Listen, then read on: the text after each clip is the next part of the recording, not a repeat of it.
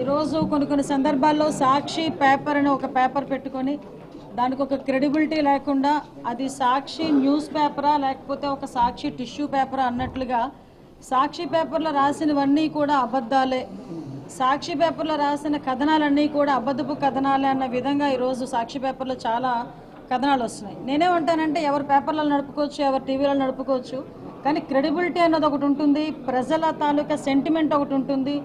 మనం ఏ కుటుంబం గురించి మాట్లాడుతున్నాము, ఎవరి గురించి మాట్లాడుతున్నాము, మనం రాసిన రాత వల్ల అవతల వాళ్ళ జీవితాలకి తర్వాత పర్యవసనాలు ఎలా ఉంటాయి, వాళ్ళు మనుగడలో ఎలా ముందుకెళ్తారన్న విషయాన్ని కూడా పరిగణలోకి తీసుకొని ఏదైనా ఒక సందర్భంలో ఒక వార్త రాయాలి. ఎక్కడైనా ఒక వార్త రాసాము అనుకుంటే అవతల వాళ్ళకి మంచి జరిగేటట్టుగా రాయాలి తప్పించి వాళ్ళని వీధిలో పెట్టేటట్టుగా రాసే పరిస్థితి రాకూడదు. ఫర్ ఎగ్జాంపుల్ రీసెంట్గా నిన్న మనకి చూస్తే ప్రైవేట్ స్కూల్ బాలికపై అర్ధరాత్రి లైంగిక దాడి అని ఏలూరులో జరిగిన ఒక సంఘటన గురించి సాక్షి పేపర్లో 4/11/2025 మంగళవారం ఈ స్టేట్మెంట్ వచ్చింది. అంటే ప్రైవేట్ స్కూల్ బాలికపై అర్ధరాత్రి లైంగిక దాడి, బలవంతంగా మద్యం తాగించి మరీ కిరాతకం, ఏలూరులో దారుణం, ఓ వీధిలో అపస్మారక స్థితిలో పడి ఉన్న బాలిక, స్థానికుల సమాచారంతో జీజీహెచ్కి తరలించిన పోలీసులు, లైంగిక దాడి జరిగినట్టుగా వైద్యుల అనుమానం. ఇది ఓకే, ఇది అయిపోయింది. ఇది అయిపోయిన తర్వాత అది దానికి కంటిన్యూషన్గా అదే రోజు మద్యం తాగించి కిరాతకం అని చెప్పి మళ్ళీ ఇంకొక ఆర్టికల్ కూడా అదే రోజు రాశారు. దానికి మళ్ళీ నెక్స్ట్ ఏంటంటే ఆమె బాలిక కాదు వివాహిత. ఓకే, ఆమె బాలిక కాదు వివాహిత, మద్యం తాగి ఫిట్స్ వచ్చి అపస్మారక స్థితిలో వెళ్ళింది, ఏలూరు డిఎస్పీ శ్రావణ్ కుమార్ వెల్లడి. అంటే విషయం ఏంటంటే అసలు ఏం జరుగుతోంది, అసలు ఏం జరిగింది అన్నది తెలియకుండా ఏదో సవాలు మీద రాజకీయాలు చేసే నేపథ్యంలో ఎక్కడైనా ఏదైనా జరిగింది అని ఎక్కడైనా ఒక ఇన్ఫర్మేషన్ వచ్చిన వెంటనే దానికి వీళ్ళే స్క్రీన్ ప్లేలు, కథ రాసేయడం, దర్శకత్వం వహించడం, సినిమా వేసేయడం, మొత్తం అన్నీ ఒకేసారి జరిగిపోతున్నాయి. విషయం ఏంటంటే ఇక్కడ ఒక అపస్మారక స్థితిలో ఉన్న ఒక ఆవిడ, అంటే మద్యం తాగి అపస్మారక స్థితిలో వెళ్ళిన తర్వాత ఆవిడకు ఫిట్స్ వచ్చినాయి, అమ్మాయికి ఫిట్స్ ఉన్నాయి. ఫిట్స్ వచ్చిన తర్వాత ఆమె అపస్మారక స్థితిలో పడిపోతే చుట్టుపక్కల ఉన్న వాళ్ళు అమ్మాయి మీద నీళ్లు చల్లడానికి ప్రయత్నిస్తే ఫిట్స్ తగ్గకపోయేసరికి నియర్ బై ఉన్న వాళ్ళందరినీ కూడా తీసుకొచ్చి అక్కడ 112కి కాల్ చేస్తే పోలీసులు ఇమీడియట్గా అక్కడికి వచ్చి ఆ అమ్మాయిని హాస్పిటల్లో చేర్పించిన తర్వాత హాస్పిటల్లో కూడా డాక్టర్స్ కూడా అమ్మాయిని కొంచెం చూసి అమ్మాయికి వైద్యం చేయడానికి ఆ అమ్మాయిని టెస్ట్ చేసి ఆ అమ్మాయి మద్యం మత్తులో ఉంది, ఫిట్స్ వచ్చినాయి అని అన్నారే తప్పించి ఎక్కడ కూడా సెక్షువల్ అసాల్ట్ జరిగిందని ఎక్కడా కూడా వైద్యులు చెప్పనే లేదు, వైద్యులు నిర్ధారించలేదు. వైద్యులు నిర్ధారించింది ఏంటంటే అమ్మాయి మీద ఎటువంటి సెక్షువల్ అసాల్ట్ కూడా జరగలేదు. ఆ అమ్మాయి కూడా తెలివి వచ్చిన తర్వాత వాళ్ళ మదర్ నెంబర్ చెప్తే వాళ్ళ మదర్కి కూడా ఫోన్ చేసి ఆవిడ వచ్చిన తర్వాత ఆ అమ్మాయి కూడా తెలివి వచ్చిన తర్వాత అమ్మాయి చాలా క్లియర్గా నా మీద ఎటువంటి అసాల్ట్ జరగలేదు, నేను కేవలం మద్యం తాగిన తర్వాత నాకు ఫిట్స్ వచ్చిన కారణంగా నేను పడిపోయానని సాక్షాత్తు ఆవిడే బయటకు వచ్చి మాట్లాడిన పరిస్థితి. ఆ అమ్మాయికి పెళ్ళయింది, 2 పిల్లలు ఉన్నారు. ఆ అమ్మాయి పరిస్థితి ఏంటి?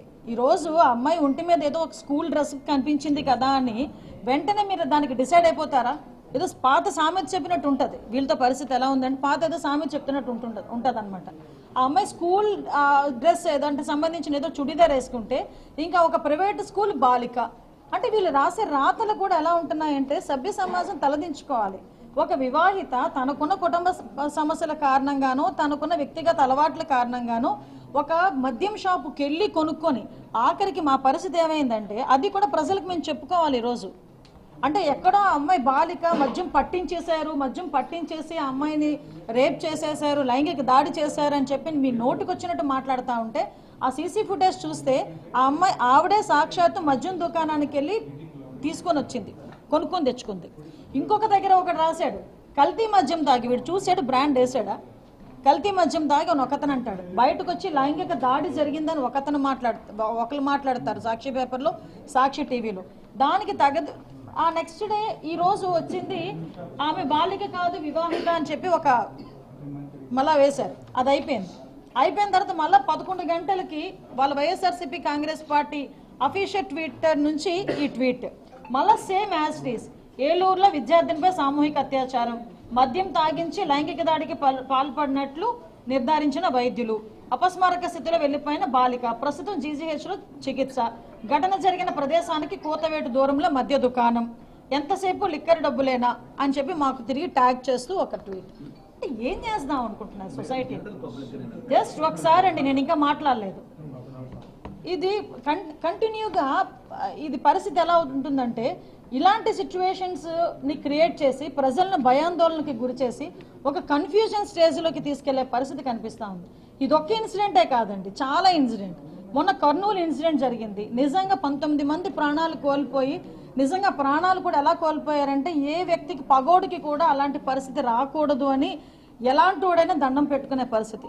అటువంటి కర్నూలు బస్ ఇన్సిడెంట్ జరిగిన తర్వాత ఇమీడియట్గా మేమందరం అక్కడికి వెళ్ళి సహాయక చర్యల్లో పాల్గొని అందరూ వాళ్ళకి ఈవెన్ 24 అవర్స్ టు 48 అవర్స్లో వాళ్ళ భౌతిక దేహాలని కూడా కాయలను కూడా వాళ్ళకి అందరికీ కూడా అప్పచెప్పి చనిపోయిన తర్వాత బాడీస్ని కూడా వాళ్ళ రిలేటివ్స్కి అప్పచెప్పి అంత క్లియర్గా మేము చేస్తే బైకర్ ఎవరైతే ఉన్నాడో అతని మద్యం అన్నది నకిలీ మద్యం తాగి అక్కడికి వచ్చి చనిపోయాడని ప్రచారాలు చేయడమే కాకుండా వాళ్ళ అధికార ప్రతినిధులు కూడా బయటకు వచ్చి ప్రెస్సుల్లో మాట్లాడే పరిస్థితి కనిపిస్తూ ఉంది.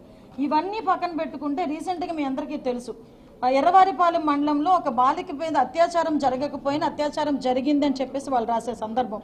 అదేవిధంగా మనకి ఎంత పరిస్థితి ఎలా అయిపోయిందంటే, మొన్న రీసెంట్గా కాశీబుగ్గలో ఒక వెంకటేశ్వర స్వామి టెంపుల్లో జరిగిన ఆ తొక్కిసలాట్లో 9 మంది చనిపోతే వెంటనే వాళ్ళు ఇమీడియట్గా అసలు వాళ్ళు ఎలా ఉందంటే, మేమే నిర్ధారిస్తాం, మేమే వాళ్ళన్నిటికీ కూడా అథెంటికేషన్ చేస్తాం అన్నట్టుగా 10 మందికి పైగా మృతి అని చెప్పి అఫీషియల్ ట్విట్టర్లో వాళ్ళు రాసుకోవటం. అంటే అక్కడ చనిపోయింది 9 మంది, వీళ్ళు 10 మందికి పైగా మృతి అని చెప్పేసి వాళ్ళు అఫీషియల్ ట్విట్టర్లో రాసుకోవటం, అఫీషియల్గా మాట్లాడుకోవటం. నేనేమంటానంటే, చావుల మీద, ఆడపిల్లల మాన మర్యాదల మీద ఇలాంటి రాజకీయాలు చేసే పరిస్థితి వచ్చిందంటే నిజంగా అది ఒక రాజకీయ దిగజారుడుతనానికి ఒక నిదర్శనంగా ఈరోజు భావించాలి. ఎందుకు ఆ కుటుంబం వైపు ఆలోచించట్లేదు? ఈరోజు ఏలూరులో జరిగిన సంఘటన ఒక ఎగ్జాంపుల్గా తీసుకుంటే, ఇందాక నేను మన మనోహర్ గారు మేము ఇద్దరు మాట్లాడుకుంటుంటే నిజంగా ఆ అమ్మాయి కన్సర్న్ ఎందుకు ఆలోచించలేదు? ఆ అమ్మాయి ఏ కుటుంబ కలహాల వల్ల ఆ అమ్మాయి పరిస్థితి వచ్చిందో, ఆ అమ్మాయి వ్యక్తిగత కారణాల వల్ల ఏం పరిస్థితి వచ్చిందో తర్వాత పక్కన పెడితే, ఆ అమ్మాయిని తీసుకొచ్చి ఆ అమ్మాయి మీద లైంగిక దాడి జరిగింది అని మాట్లాడితే ఆ కుటుంబ సభ్యులు ఏ రకంగా అమ్మాయిని యాక్సెప్ట్ చేసే పరిస్థితులు కనిపిస్తూ ఉంటాయి. కొంతమంది యాక్సెప్ట్ చేస్తారు, కొంతమంది యాక్సెప్ట్ చేయకపోవచ్చు. ఆ అమ్మాయి జీవితంతో ఎందుకు ఆడుకుంటున్నారు? ఆ అమ్మాయి 2 పిల్లల తల్లి.